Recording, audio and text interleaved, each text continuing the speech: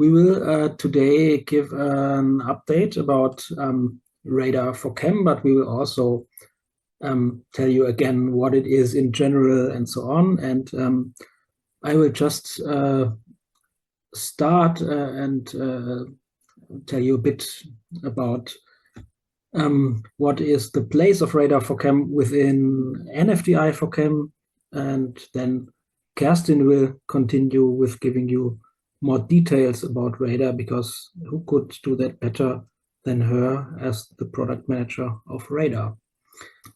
Maybe you know that we have a great knowledge base in NFDI4Chem. You can find it on the NFDI4Chem homepage, and there we have a great article about how to publish data if you want to do that. And there are many options that you have, which depends a lot of what kind of data you have,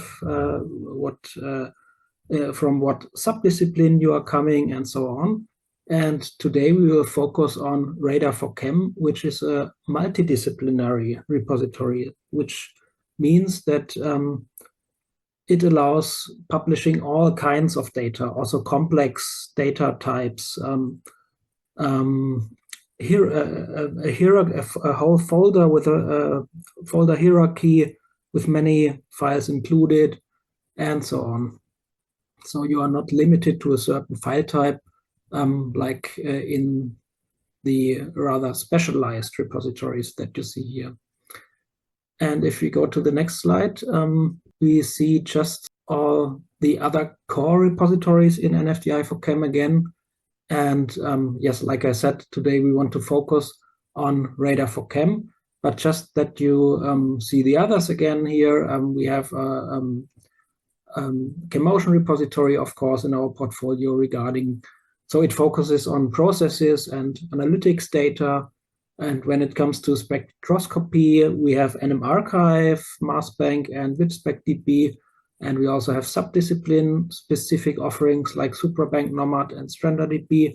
Also associated repositories that include valuable data.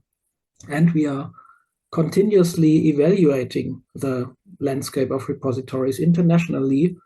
And yes, if we find repositories that cover an aspect that is not yet covered or that provide great functionality, then we try to onboard these repositories in our federation. Next slide, please. And maybe you have heard that we are now also collecting data in a fair sharing collection. What is fair sharing? It's a repository about general information about services like repositories. And we are gathering information here together with Egon Willighagen about stuff that is available about chemistry, so chemistry repositories.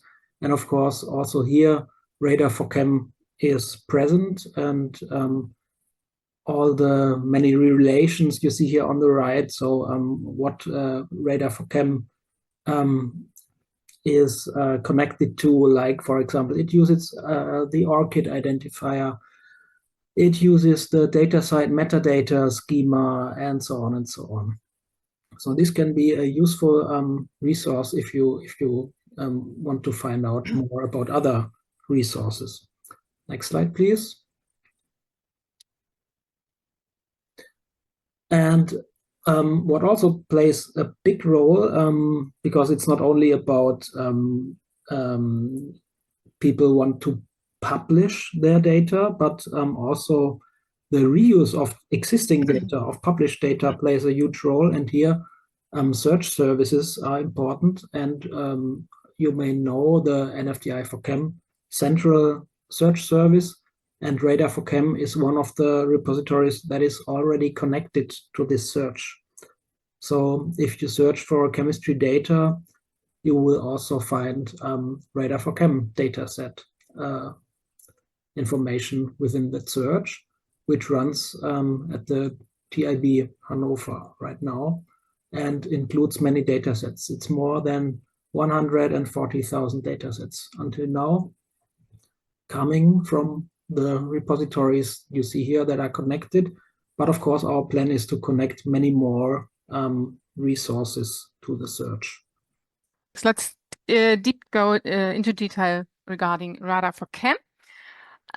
It allows, as our title already says, a fair publication of research data from all disciplines of chemistry.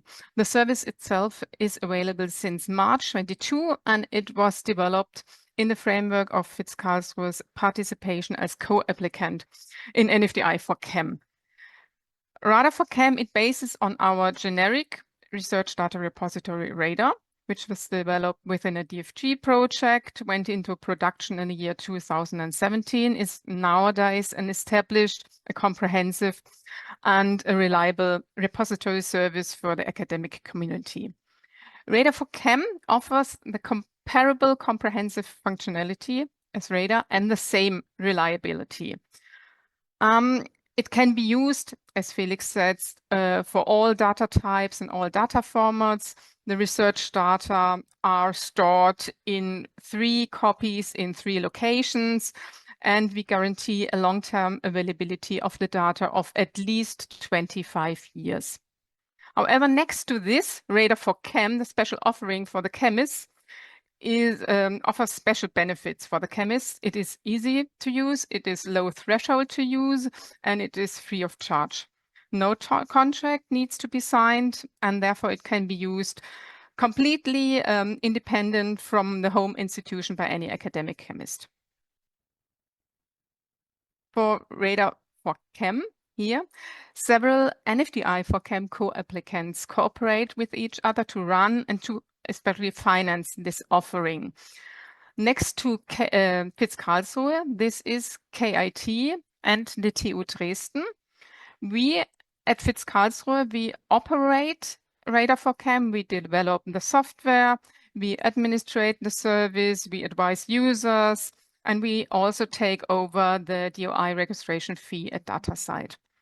However, the research data itself is stored in the 3 copies in the data centers at the KIT and at the TU Dresden. And these both computing center, they provide a storage of 3 terabytes for the publication of research data free of charge as their contribution to RADAR4Chem in the framework of NFDI4Chem. And that's why I can offer this service for free to researchers. What are the use cases for publishing data on RADAR4Chem? As I said, it allows publication of all data types and data formats, and so it complements the portfolio of already existing subject-specific repositories in chemistry. Therefore, it is suitable for all data sets, but especially for those who do not fit in any existing subject-specific repository, for comprehensive and complex data sets with various data types and formats, for inter or multidisciplinary data sets, or even for large data sets. Here you see the RADAR4Chem portal where we list all data publications, and they can access via this portal and download it here. And you can see at the moment we also promote the the FAIR4Chem Data Award here in our page header. Let's talk about the RADAR4Chem's core functions and features.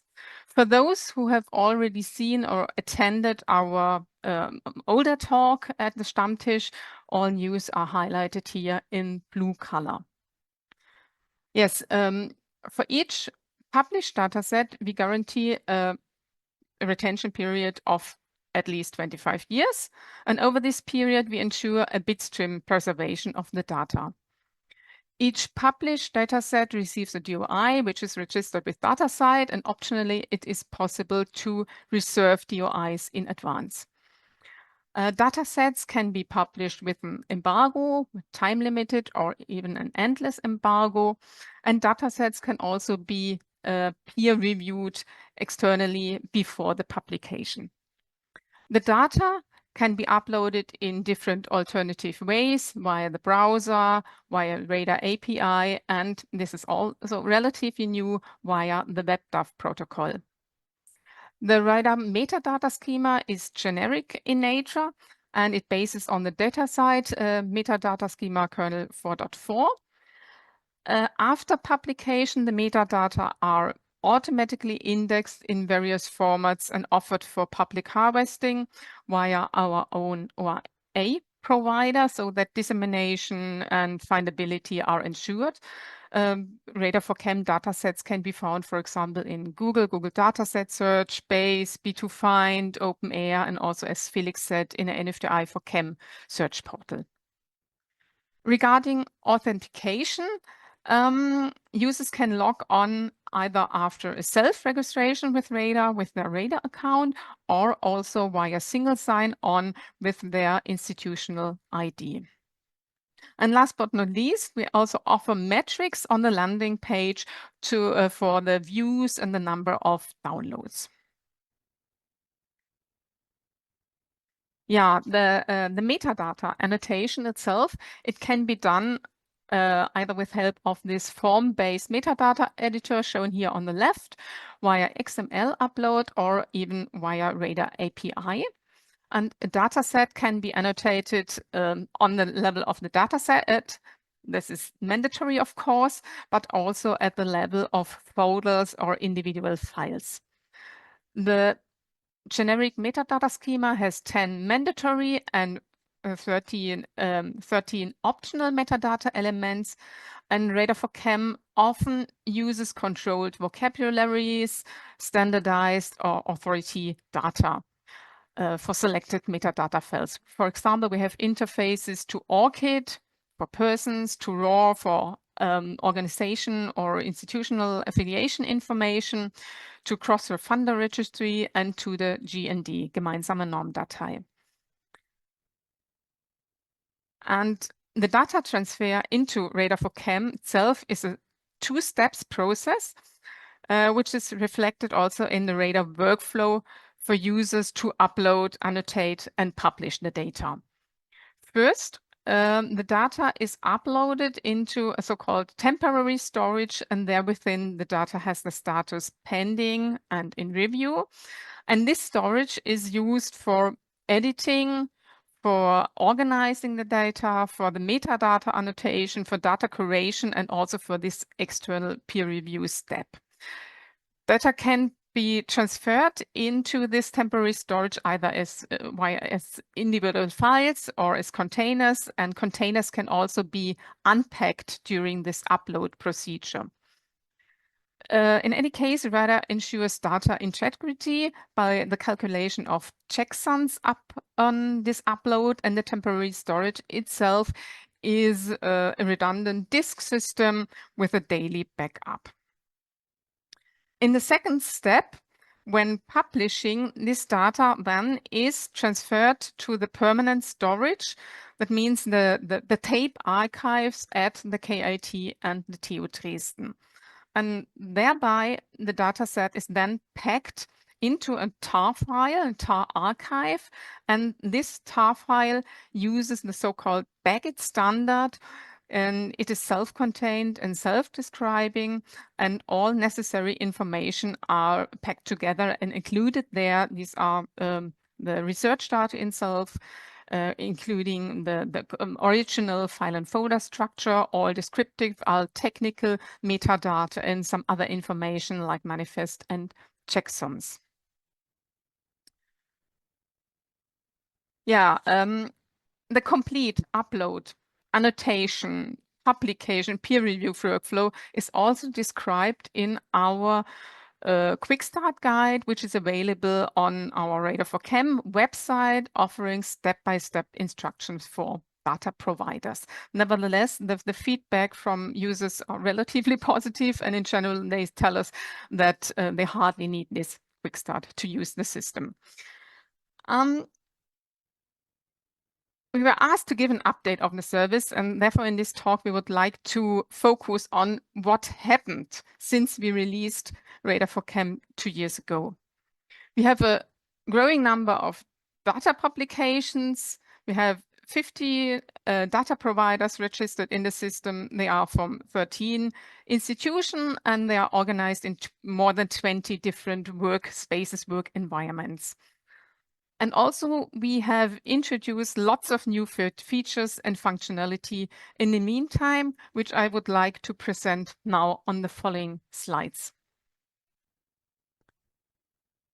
For example, we have updated our metadata schema, and we have integrated 2 further standard data via APIs. This is one is the GND, the Integrated Authority File, which is the largest collection of cultural and research authority data in German-speaking countries, which is integrated in the keyword field, and surely not so relevant for you as chemists. We mainly did it for the cultural community. The other one is for sure also relevant for you. This is RAW, the registry of the research data organizations, which we included in several metadata fields for institution or affiliation information, namely in the authors, in the contributors, in the publisher, rights holder, and also in the funding organization elements. And in the metadata editor, these standard data, both of them, can be selected by a nice type ahead, suggestion list. And finally, the standard data are then available as links here on the landing page of RADAR4Chem, and also included in the metadata, not only with the name, but also with the corresponding PID. Yes, further, we expanded the list of other controlled vocabularies. And for example, we included and introduced more license types for research data. And also we newly included license types for research software, summing up in more than 20 different license types. Since the beginning of this year, it is possible to create datasets via WebDAV protocol as an alternative data transfer option next to the HTTPS upload via the browser and via REST API. WebDAV, it allows very convenient import of data from network storages, individual files, multiple files, and also entire unzipped folders can be uploaded via WebDAV. However, currently, the WebDAV option must first be activated by us. And as soon as this happens, then the additional tab, Create WebDAV Dataset, is available in your user interface in case you use RADAR4Chem. And secondly, you need, of course, a WebDAV client, for example, WinSCP, to use this option. And the creation of datasets itself is a 3-step process. First, as soon as you logged into RADAR4Chem in the RADAR4Chem user interface, you create a kind of empty data set. And by doing this, a WebDAV directory is being created in the background. And then in a second step, you go to this WebDAV client and you upload the content there from your network storage into the RADAR4Chem WebDAV directory. And then in the third step, which takes always, again, place in RADAR4Chem, you import the content of the RADAR4Chem WebDAV directory to the RADAR4Chem dataset. This sounds complex, nevertheless, it's quite flexible and relatively easy. Also for WebDAV, we have prepared a special quick start guide offering, again, step-by-step instructions. And I will also link this from the RADAR4Chem website soon. Next enhancement of the service. Yes, not long ago, we expanded our embargo options. For example, we introduced an option to publish research data with an endless embargo. This means only the metadata are published. However, the research data itself, they remain permanently inaccessible, but can be shared individually with other RADAR users. Therefore, each landing page has this request access option available. on the right navigation frame. And 1 month ago, we added even more comfort and flexibility to the embargo options at all. Now it is possible to select limited embargo periods via this calendar menu. It is possible to change embargo periods after publication, to change an embargo from time limit to unlimited and vice versa, to remove the embargo, to make data sets immediately accessible upon this moment. And further, we introduced this request action option also for data sets under time-limited embargo. Yes, other improvements of the RADAR4Chem functionality, for example, the downloads of datasets via the web browser can now be resumed after later. And these can be a manual pausing by the user itself, or any interruption due to external influences, for example, some network problems. And this improvement can in particular facilitate the download of larger data sets. Then we introduced automatic system emails so that users are automatically informed as soon as they are authorized as RADAR4Chem data provider. We have also implemented a kind of notification objects for RADAR4Chem using Teams. We included more citation styles on our landing page, and we added JSON and schema.org to the collection of downloadable metadata formats on our landing pages. We also have enhanced the fairness of RADAR4Chem. As one aspect, we optimized the radar landing pages according to the fair signposting approach, which improves the machine readability, the actionability, thus the interoperability of datasets. And this is done by a relatively simply enriching of the source code of our landing pages with these typed links in the HTTP header for DOIs, for author PIDs, for license information, or here for the web addresses for the download of the content or the download of the metadata in different formats, so that machine agents can then directly interact with the landing page without needing to use the Radar API. And we are pleased that Radar is already listed in the list of adopters for this approach on the Fair Signposting website. Here you see it. And then we also optimized schema.org ontology compliance on our landing pages, which again improves findability, interpretability of our data publications by web search engines, for example, Google Dataset Search. We also built endpoints and URIs for better machine usability of schema.org metadata in different serializations, JSON, LD, and in turtle format. Then a knowledge graph is created on a daily basis based on schema.org vocabulary, and we also provide a Sparkle endpoint to query this knowledge graph. And end of last year, for example, we also participated in a special support measure of the Fair Impact project called Fair Assessment Challenge. And supported by mentors, we were able to further optimize the radar software during this measure, and thus increase the Fuji score as indicator of the fairness of selected RADAR4Chem datasets up to values of 87% and even more. So this was quite successful for us. Yes, and in this respect, we have also published a so-called fair implementation story in which we report about our approach, our challenges, results, and the key messages. Yes, and in case you might have missed, since August last year, RADAR is listed as recommended generic or multidisciplinary repository for the Wiley journal Angewandte Chemie International Edition. And further details can be found here in the author guidelines, section D, data deposition. Here you see RADAR is named.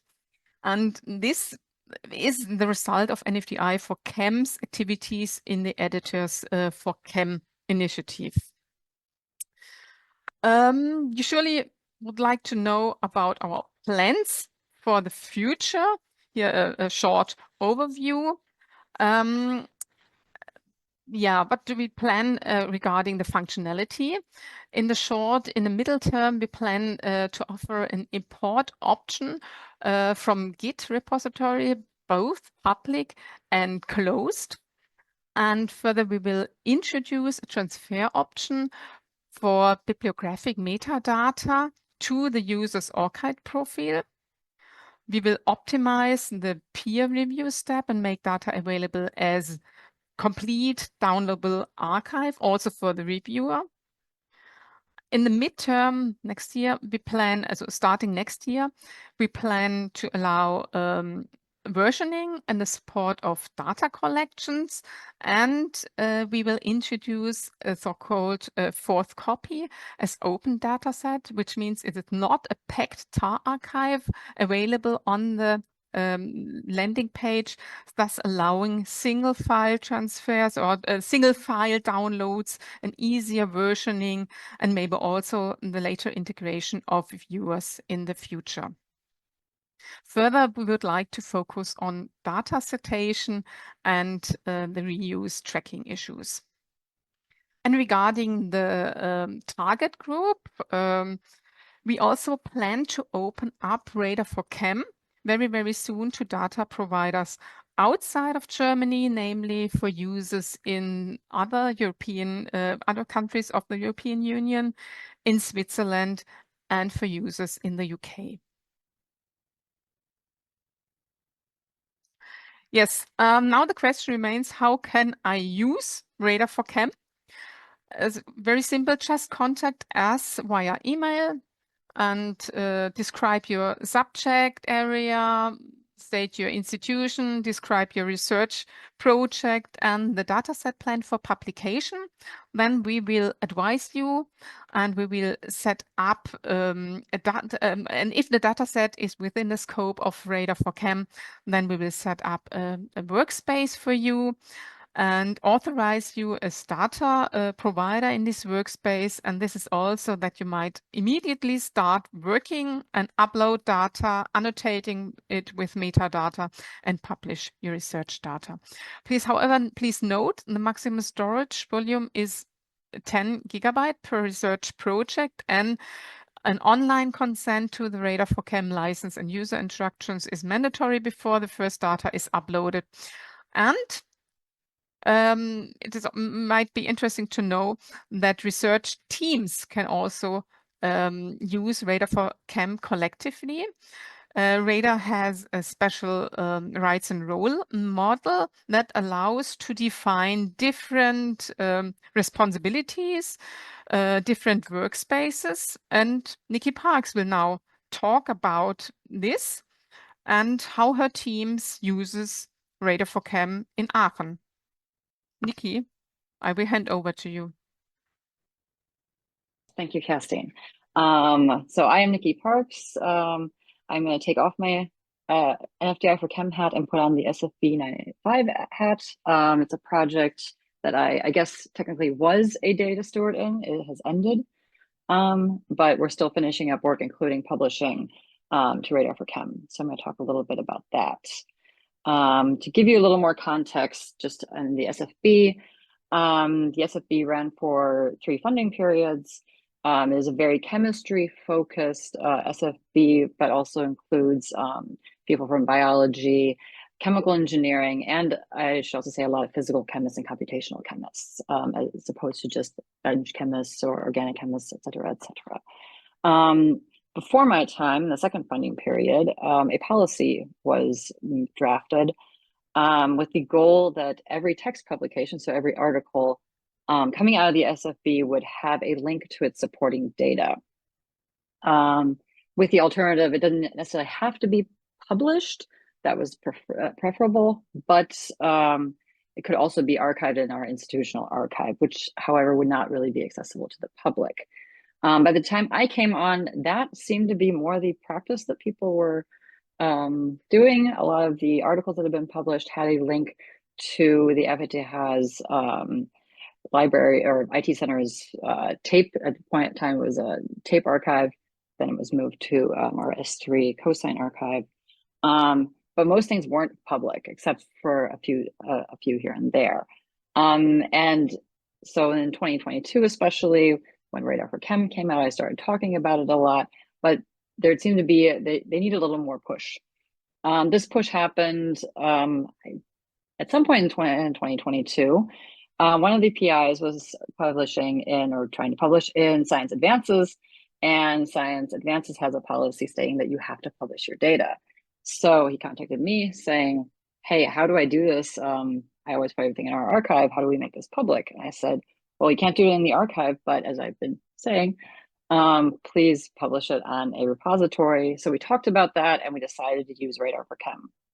And as Kerstin just said, basically I just got in touch with them. They opened up a workspace, which I'm the main curator, and then I can add people as sub-curators. So they can add data and metadata, but they can't publish or put things on review and things like that. But this is kind of where we got started. So we had our first little data sets. Wasn't the first published, but the first one that we entered in RADAR4Chem, and linked it nicely after a little bit of back and forth with Science Advances in the data availability statement right here. And that's kind of how we got started. The feedback immediately from this particular PI, Andrea Scotti, was really great. And he was, even when I just kind of talked to him about it, he was like, why don't we do this with everything? And yes, exactly, that's what I've been saying. So it kind of got started from there. I have a little workflow that, this is a little idealized of how I work with everybody. But this is kind of how it usually works. So the researcher is working on their manuscript. They contact me, the data steward, saying, hey, I'm supposed to publish something, I hear. And I say, yes. We talk about their data. A lot of times we do end up going for RADAR4Chem as a repository, especially since they usually have a lot of different data sources. So I give them access as a curator or sub-curator to the SFB 985 workspace. And then they or I upload the data set. We usually go enter metadata kind of together. And then I set the status to review, so it's read only, so that they can submit the reviewer link and the dataset DOI along with their paper when they're their manuscript when they're doing the submission. And usually I don't hear anything for a while. The manuscript is accepted or even already published, and then they contact me saying, hey, we have that data set, we should probably publish it. And then I get the article DOI, I add it to the data set, do a final check, ask them again, are you sure you want me to click publish? They say yes, and then I publish the data. That's just the general workflow. And with that in mind, let's look at some actual data sets instead of my presentation. So you should be able to see my browser now. And this is a data set that I'm currently working on publishing. The paper has already been published, and basically all I am waiting for is a couple more pieces of metadata, and then I can publish the whole thing. I was hoping to be able to do that right here, but not going to happen. But either way, you can kind of see I have a few fields I've added to kind of a standard template in the metadata. So most of this has been filled out. I have, actually, there's one missing. Oh yeah, no, right here. I've added the paper DOI, so we can get to that, hopefully. Now this whole window's in the way. And I've added other data sets that are relevant to this, and all the creators are here. The researchers themselves have added metadata such as an abstract and the methods that were used. What I am waiting for is a little more information on the instruments, maybe some more software information. What I always have as a standard field that's already pre-filled is the funding and all of that. And so, yeah, I'm just waiting for a little more information, then I can hit publish on that one. But we also have some that have already been published. So here is one that was published out of the group of Sonja Hels-Pavlis, Walter Richting, and Andre Pich. I really did not do very much work on this one. This is all, I think, Fabian Fink's work, who I think is here. So thank you very much on that one. And again, now we see a published one. We have a download button. And as Kerstin kind of already showed, you can download the metadata in various different formats, as well as cite in various different formats. And this one, Fabian added the instrument information, as well as software information, data processing information. So all that is there. The content, so the data itself, the most important part, is also here. Radar allows you a nice structured way of presenting your data. So, you know, you have files and folders, nested folders, things like that. And then we had the statistics, such as how many people have viewed it. I probably added a couple to that the last couple of days. We already have 3 downloads, which is nice. We actually have one that I've published. I checked out the other day that I think has 60 downloads. It's a database of, I forgot what it was because I am not a chemist, chemical engineer. But anyway, yeah, so we have one that has 60 downloads. So I would say in that sense, these data sets are definitely also accepted by the community themselves. So I'm going to go back to my presentation. And in general, in acceptance, also for our, in our SFB itself, I looked at the end of the SFB in July, this was. I looked at how the repository usage was. RADAR4Chem is about 40% of the 28 published articles I looked at. And then we also have a big chunk, which is Avitaha publications. Those are the chemical engineers. That was an internal decision to use that instead of RADAR4Chem. And then we have some coming out of Chemotion. That's mainly Sonja Hels-Pavlis' group, since they use the ELN. And we also have a couple in Zenodo. And the reason for that was that they wanted a longer embargo. So that was kind of cool to see that Kerstin just gave the solution to that. So if I had had that option at the time, they would have also been in RADAR4Chem. Yeah, and generally I can say everybody says it's very easy to use. Yeah, extremely low threshold. And also the first PI, Andrea Scotti, who contacted me back then, wants to continue using it outside of the scope of the SFB. He's probably just waiting for it to be available, and I think he's in the Netherlands currently. So very good feedback there. And from that, that is it from my side.